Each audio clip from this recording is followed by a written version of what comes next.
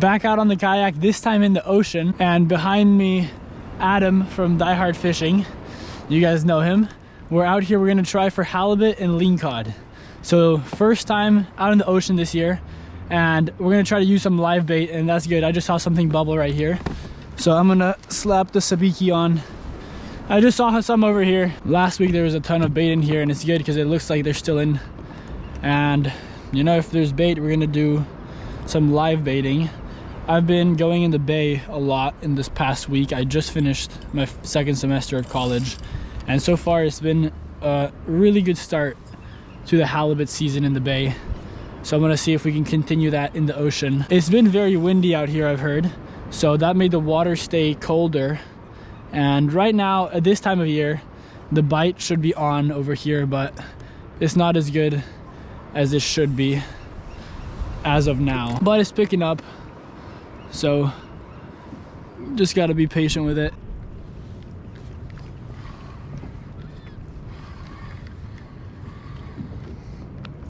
There we go. There's a little anchovy. Got this guy in the bait bucket. One down, 20 to go. We picked up our bait. I probably have about a dozen anchovies in the live well.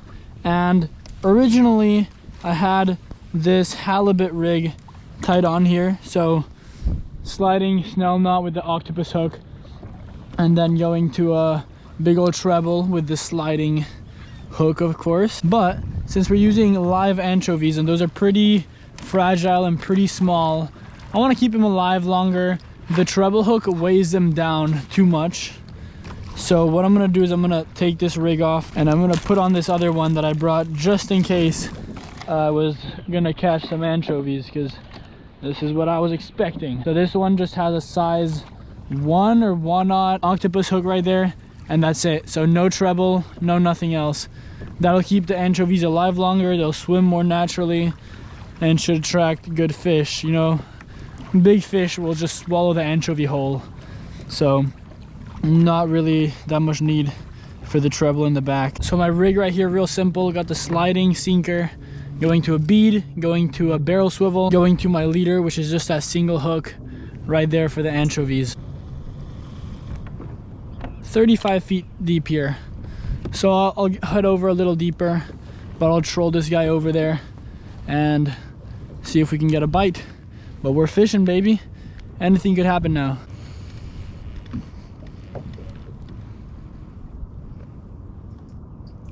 Oh, so it's been about a minute. Look what just happened to my anchovy. What the heck? Something just ripped his throat off. Okay, that's brutal. I'm gonna put another one on there. That was literally a minute, and I felt a little bite, but I wasn't sure because there was nothing on there.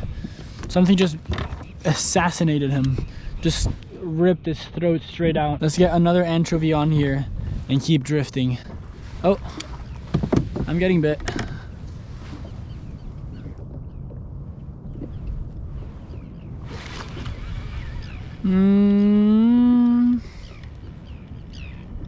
Yeah, fish on. I don't know what it is, but fish on. Ah, croaker. Okay, so we can use this guy as live bait. I'm gonna put this guy in the live well, because halibut can definitely eat this, and these bigger baits can weed through some of the smaller fish out here. Okay, so I went through a lot of anchovies right now. I think there's just little fish down there that are eating them. It's a bad thing about anchovies. Sort of, since everything eats them, well, everything eats them. That's the, you know, not just the halibut. I have one anchovy left. I'm gonna have to go find more.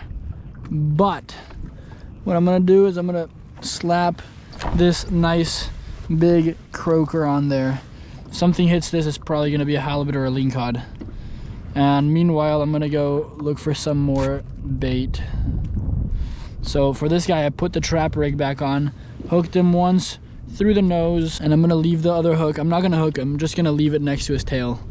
But I switched back to the halibut rig, and we're gonna troll this guy and just look for the bait, basically. Trolled croaker while we hit the kelp for some anchovies. Let's see what happens.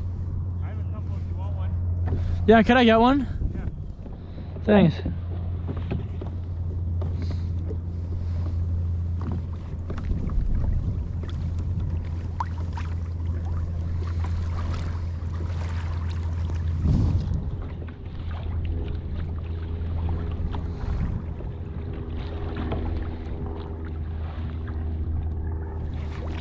Fish on, fish on, fish on. Oh, all right, there we go.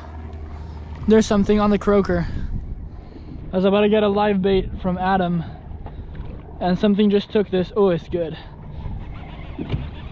Oh, it's good, it's good, it's good.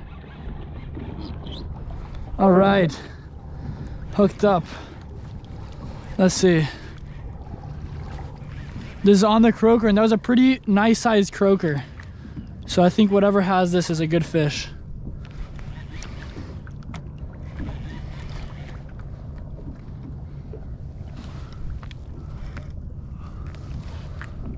Oh, a nice lingcod. I think I'm gonna keep him because I was fishing one rod right now.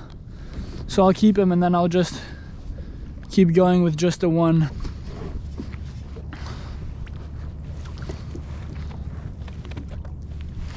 There we go. Good start. Literally paddling on my way to Adam, and then something just took my croaker. Let's take a look at our fish. Has to be 22 inches. It's definitely over that, but let's just get a good measure. About 24.5-inch lingcod. Nice. There we go. Not a bad start to the morning right there. Beautiful blue fish, and these guys are like sea dragons out here. Look at those teeth. Definitely don't want to mess with those. They're predators. Are probably the top predator of the rocks, and this guy took that big croaker.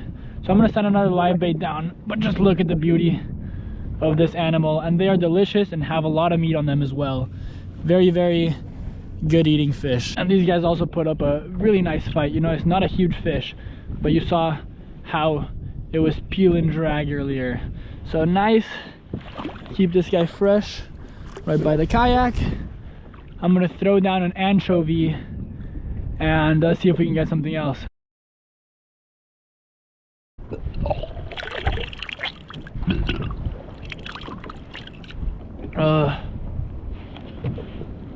Oh my.